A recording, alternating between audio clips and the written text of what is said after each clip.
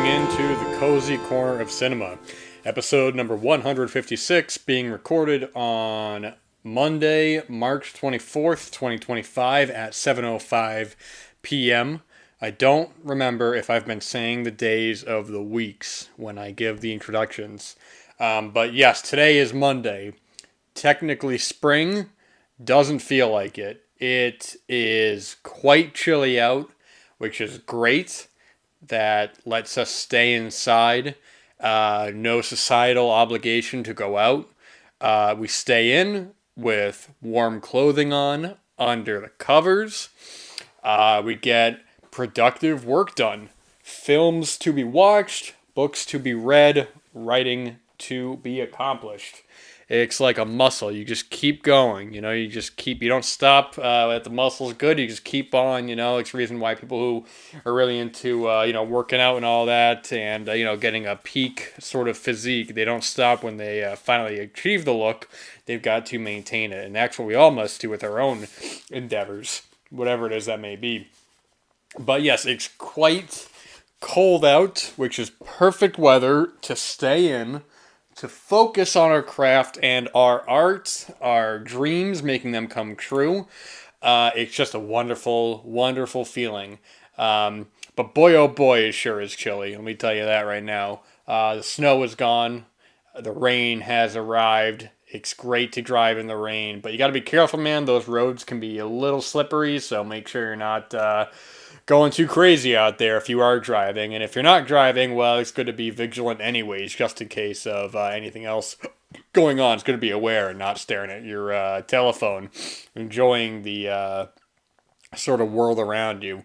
It's really, really, you take it for granted, but it's great. But anyways, I hope you're all doing well. I hope you're all doing very, very solid. I hope you all have been accomplishing productive, good work and watching films, working on whatever it is that you want to work on or need to work on, staying on top of it, staying focused, and, not putting things off to the last second. Not saying you'll do something later, whatever it is you might be. If before you go to bed, you got to do X, Y, and Z. Well, make sure you do X, Y, and Z. Don't do X and Y and then say that you'll do Z tomorrow, because tomorrow ain't guaranteed, man. So that's why you got to focus on that right now and right here. That was a song, right here, right now. I remember that was a popular song back in the 2000s. But anyways, let's talk about Steven Soderbergh. He's been on the mind as of late. Last night, I had seen one of his more popular films, Aaron Brockovich, from, I think it was 2000. Yes, that is based on the true story. And I was thinking about his work as a filmmaker. Steven Soderbergh, I've talked about before on the show a couple of times, but solid, excellent filmmaker. Sort of broke out onto the scene with his Palme d'Or winning 1989 film Sex, Lies, and Videotape, and then from there has been steadily making films up to the present day. So much so that he has had 2 new films in this year alone, 2025, which isn't the first time that he's done it. And we can go through his filmography. I've seen quite a bit of his films. There's a couple big ones I haven't seen. But let's just go through them, just to be brief. Why not, for fun? We're going to talk about only features. So, 1989, Sex, Lies, and Videotape. I've seen it. 1991 with Kafka. I have not seen it. 1993, King of the Hill. I have seen it. 1995, The Underneath. I almost said The Undertaker. That's a different film. Have not seen it. 1996, Schizopolis. I have seen it. 1996 as well, again, Grey's Anatomy, have not. 1998, Out of Sight, I've seen it. 1999, The Limey, I've seen it. 2000, he did Aaron Brockovich and Traffic. I have seen Aaron Brockovich, I have not seen Traffic. 2001, Ocean's 11, seen it. 2002 does Full Frontal and Solaris, the remake. I have not seen either of those. 2004, Ocean's 12, I've seen it. 2005, Bubble, I've seen it. 2006, The Good German, I've not seen it. 2007, Ocean's 13, I've seen it. 2008, Che Part 1 and Part 2, I have not seen them. 2009, The Girlfriend Experience and The Informant, I've seen them both. No, this is a documentary I know, but I'll still mention it anyway. 2010, and Everything is Going Fine. Have not seen it. And actually, speaking of Spalding Gray, I talked about one of his adult films on Peephole Pictures, The Farmer's Daughters. Keep an eye out on that if you're interested. That is available to listen to. 2011, he does Contagion and Haywire. I've seen both those films. 2012, Magic Mike. I have not seen it. 2013, Side Effects and Behind the Candelabra. I have seen Side Effects. I have not seen the latter. 2017 comes out of a brief retirement with Logan Lucky. I've seen that. 2018, Unsane. I've seen that. 2019 does High Flying Bird and The Laundromat. I've seen both those.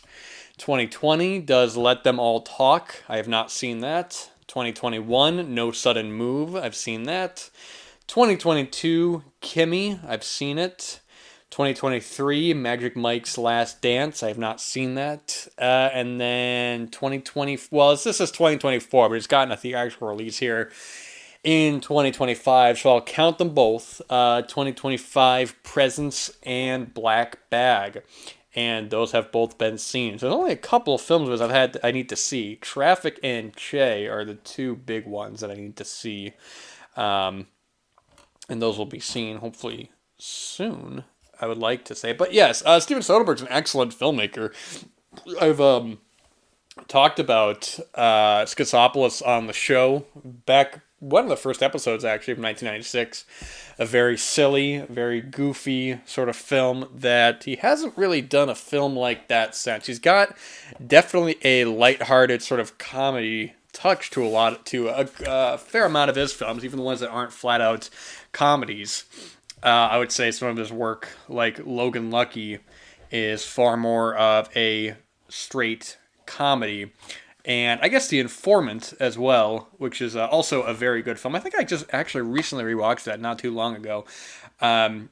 You can see sort of a lot of his directing styles in a lot of his different eras of his films in the mid 2000s when he was doing stuff like The Girlfriend Experience and The Informant. And actually, The Girlfriend Experience, I believe, was turned into a television show, and that is an interesting film as well. I've only seen it once, but that was with Sasha Grey in the film, who plays this character who is she is a like a call girl, but it's a girlfriend experience, so she's not just like having sex with the guys.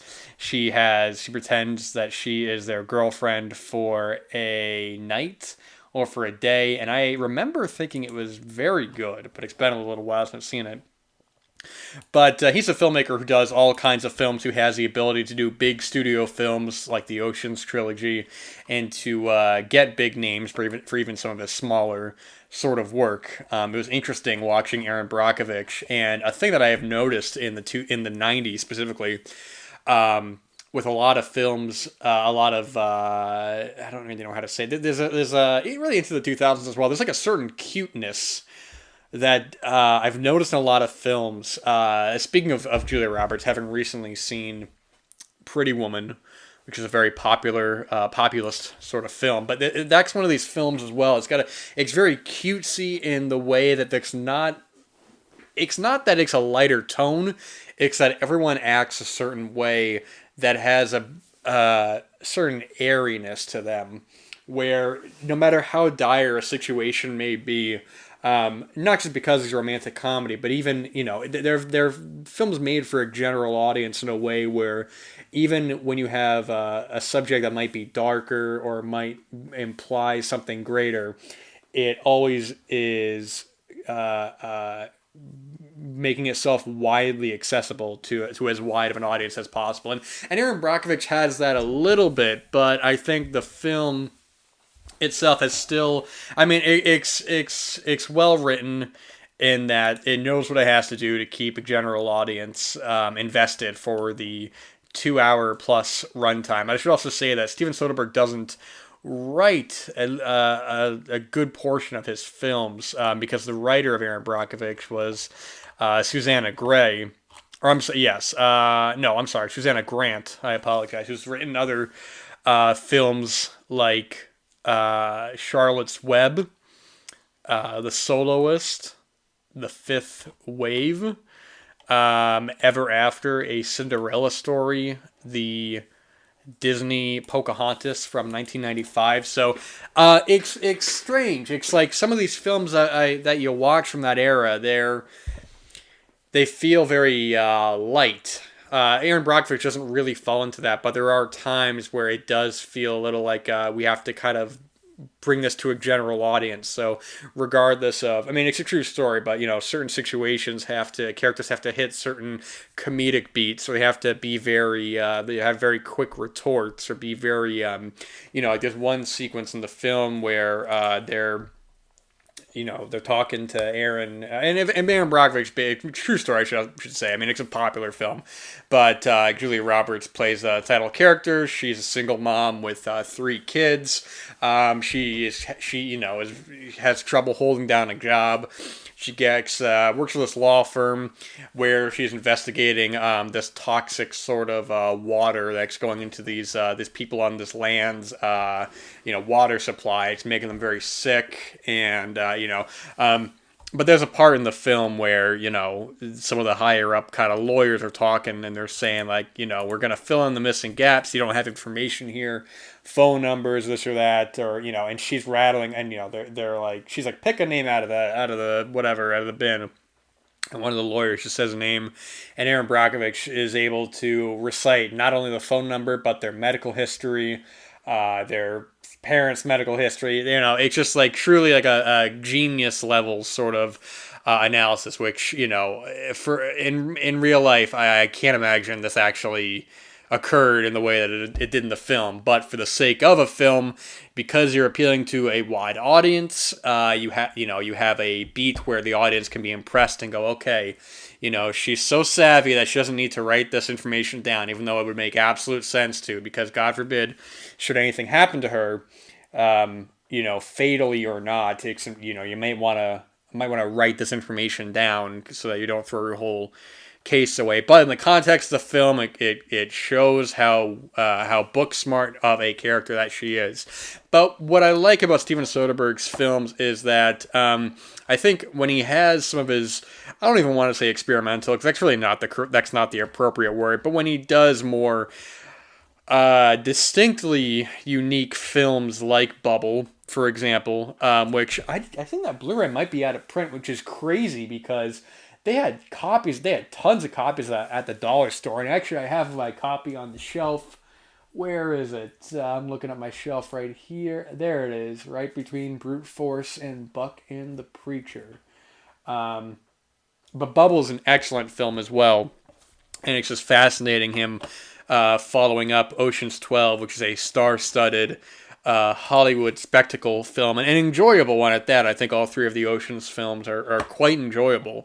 But you have George Clooney and Brad Pitt, Catherine Zeta-Jones, Julia Roberts, Casey Affleck, and then you have Bubble, which is primarily 3 first-time actors, where you have Debbie Dubriner, Dustin James Ashley, and Misty Wilkins in a fascinating film. A film that, if you get with it, man, I think you're in for something really cool. It's these 3 people. Well, it's you have these 2 characters, Martha and Kyle, who work in this baby doll factory.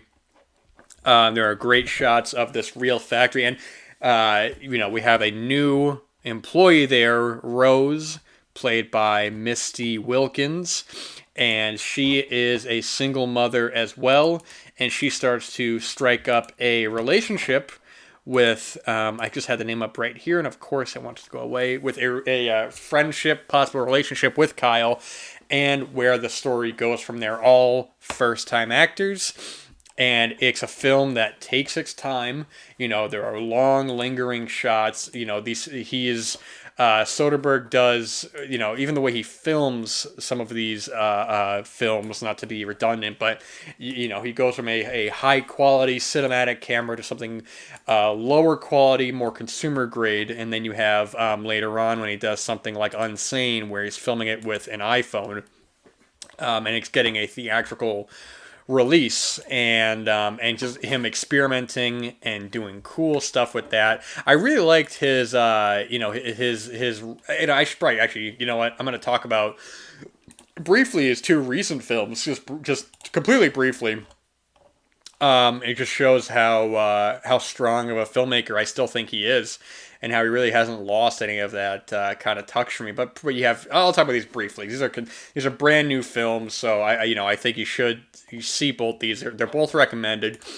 Presence. You have four main actors in this: Lucy Liu, Chris Sullivan, Kalina Liang. I apologize, and Eddie Muller, and they are living in this house. And right off the bat, that we are following the film from the POV of a ghost, of a presence that follows them around.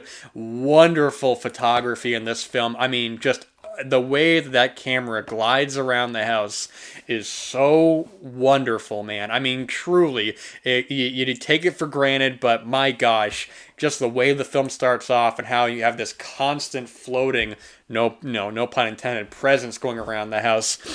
And it's a fairly simple story, but once you really kind of figure out what's going on, I thought this was just a really simple but actually kind of touching film when you kind of figure out something more sinister that may or may not be going on. It's not a dark film by any means, but there's something darker lying under the surface. And by the end, when you get to the very, very end, and when I say very end, I mean quite literally maybe the last 5 seconds, where I'm like, oh, okay, I get it. I know what's going on here, man. It all makes sense. It wraps itself up nicely. Great performances all around. Just, man, I mean, it's not even really a horror film in the way that you might expect. I think if you just look at this as sort of just this force that is in this house following this family and how it ends up affecting them, it's just a simple, really solid film. Just one of my favorites of the year so far. And I should mention that it was actually written by David Koepp, who also wrote the next film I'll talk about, but he's also written one of Soderbergh's previous films, Kimmy, from 2022, which was pretty good. It's not one of my favorites, but David Koepp's an interesting writer. He's written many screenplays, including Jurassic Park, of course, Death Becomes Her, Mission Impossible, Stir of Echoes, which I actually recently saw, also a very cool film. I actually quite like that one. Panic Room, Secret Window, the last two Indiana Jones movies. I talked about how much I enjoyed the last Indiana Jones film, and apparently I'm the minority on that, but that's okay. It's my own opinion, and I'm sticking to it. But the other film that Soderbergh has just released, I think I saw it not even 2 weeks ago, at the time of this recording, is his new film Black Bag, with an all-star cast. We have Michael Fassbender, Cate Blanchett, Pierce Brosnan. I mean, and great performances from some of these actors whom I'm not as familiar with, including Regé-Jean Page, Tom Burke, Gustav Skarsgård, Kay Alexander, Naomi Harris. And it's a solid crime drama with a razor sharp script, I gotta say. One of the things that really stood out for me in this was how strong the dialogue was, how good Michael Fassbender was. It's a fairly straightforward film when you really get all these characters together. There is a betrayal going on in between these group of people at this company, and we are sort of following primarily Michael Fassbender, who plays his character George, who's very smart, seemingly smarter than the rest of them, and we start to get with him as he doesn't know, we seemingly don't know who to trust, but it's just the way that Soderbergh directs it, the way that David Koepp writes it. It's just something that is so simple, yet works so much. It's just long dialogue sequences. There's not really a lot of, if you're looking for spectacle in a film like this, you're going to be disappointed. It's just good dialogue. And you know what a great thing is? When the film is over, the damn film is over, man. It does not linger. It does not waste your time. It is a crisp 93 minutes. It gets in, it gets out, and when the credits come up and says directed by David Soderbergh, what David Soderbergh? I think I just made up someone. No, Steven Soderbergh. I'm mixing up David Kep, and if I'm saying that name correctly, by the way, and Steven Soderbergh. But solid crime film, man. Crime spy drama, which, it's just, man, back to back, 2025 so far. We're only almost 4 months in. And in terms of brand new contemporary releases, I'm looking at like some of my favorites of the year so far. And, I look at stuff like The Brutalist or Seed of the Sacred Fig. I mean, they were released here in 2025, but they could be probably more attributed to 2024. But for films that were released theatrically this year, on a wide scale, Presence and Black Bag are both really solid, man. I've just, Steven Soderbergh is just one of these filmmakers. I'll just watch anything he does. I only have a couple more films as I have to see, but boy, I think he's just one of the great contemporary filmmakers. And it's even weird to even say contemporary, because in 1989 it was Sex, Lies, and Videotape. But in terms of somebody who's had this sort of longevity, who is constantly doing interesting, different, unique kinds of films, different filming styles, even something like Haywire from 2011, which is an action film, so to speak, but all of the action and the fights are very choreographed. They're very tight and specific. There are just some great sequences in the film where you have Gina Carano, who plays the lead in the film, Mallory, and she's great in the film. She has these really great fight scenes, and you feel every hit. They feel brutal. They feel almost mannered in a way. It has, there's a great scene between her and Michael Fassbender's character in a hotel room where they have just a brutal fight scene. They're just beating the hell out of each other. And it's just the way that it's all directed. It's never going for spectacle. It's going for just matter-of-fact, blunt force sort of fight scenes. And it's a solid film as well. So Steven Soderbergh, man, I won't be the last time I talk about him, but just a solid filmmaker in his own right, and continues to be one of my very favorites working. And I'll be there opening weekend for whatever he does next, or whatever he streams next, because he had that period where he had those streaming films from 2019 to 2022 of High Flying Bird, The Laundromat, Let Them All Talk, No Sudden Move, and Kimmy. Let Them All Talk is the only one I need to see out of that bunch, but those are all good. I mean, I just said I wasn't that crazy about Kimmy, but it still was worth watching. I think those Kimmy and No Sudden Move might be on Max. Let Them All Talk might be Apple. I actually have no. Okay, no, I'm sorry, it's Max as well. And then High Flying Bird and The Laundromat are both Netflix. So accessible films, able to watch them, go for it, man. They're solid stuff. And let's talk about some literature. We're going to talk about, briefly, an audiobook I had read of a book that I had wanted to read, but I hadn't got to, but was available to read on audiobooks, which, by the way, I think I mentioned this before, but so I'm listening to these on Spotify. And it's wild, man, that you're paying for a premium subscription and Spotify is still only allowing X amount of time for an audiobook. I mean, if you're somebody like me, man, and you have the ability to just, I'm at work, man. I have the ability to listen to, I have plenty of time to do this kind of stuff, listen to these audiobooks. You get through one that doesn't take too long, and then you gotta wait a month for some more audiobooks, man, because the time is not allotted. Now, you can pay to listen to more, but it's like, what, $12 for 10 hours? And like, man, that's not even a full... most audiobooks aren't even that short.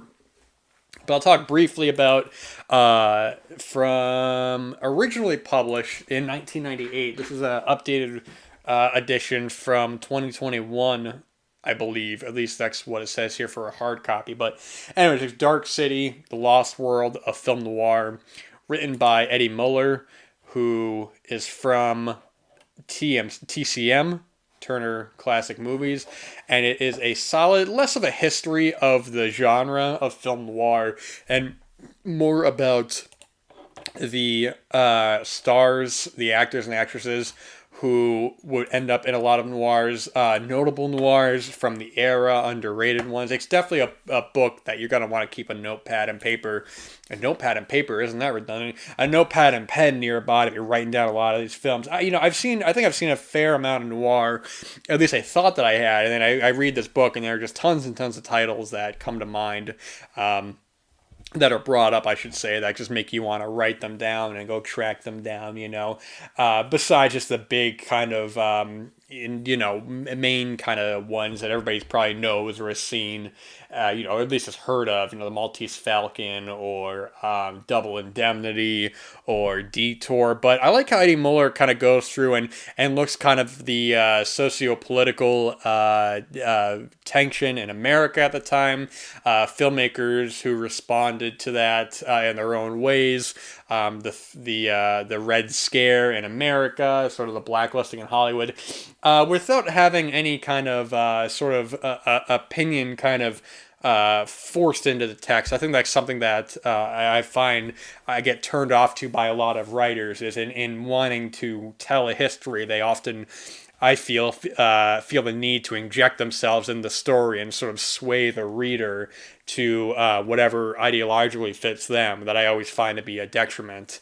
But here, Eddie Muller doesn't do that. He just lays out the facts, talks about the tensions that were going on in the country at that time and how that affected the film genre, the different films that came out of it due to the Hays Code and certain restrictions, some actors and actresses who would be prominently featured, and where their careers would go to. And it never really trails off into the rise and fall. It really focuses on, the primary sort of decade of the 40s into the mid 50s of noir. I mean, a little bit into the 60s, sort of, it doesn't read kind of like...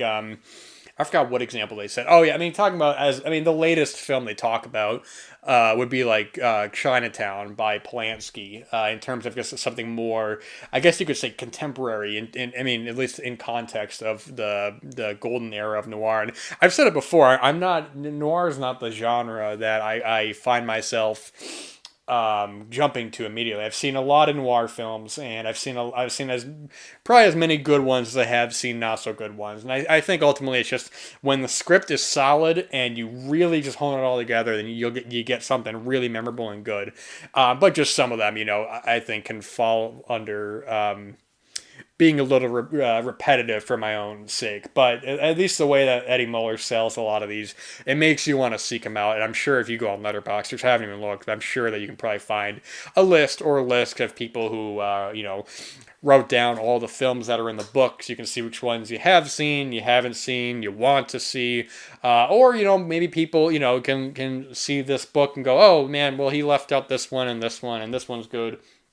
And funnily enough, one of the ones that he mentions that I've seen twice now, and I just do not like this film, which I'm curious on what the reputation is They Won't Believe Me from 1947. That's a film I've seen twice now, because I think part of it was recently, I don't know if it was restored or it was found or what, but I watched it on TCM originally.